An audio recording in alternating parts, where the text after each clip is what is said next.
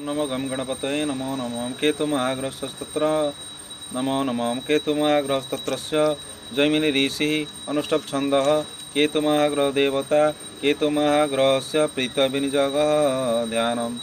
पलाळधूमसङ्काशं तराग्रहविमर्दनं रौद्ररौदात्मकं घोरं तं केतुं प्रणमाम्यहं ब्रह्मपुत्र धूमवर्ण जैमिनिगोत्र सम्भव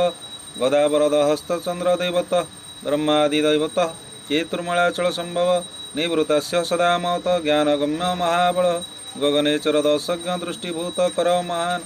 षडशैतानि नामानि जह पठेत पाठय बुवा सचिरार्भन्मर्त्य हन्ते विष्णुमवाप्नुयात् केतयद् इदं सत्रं शृणुयास्तु समाहित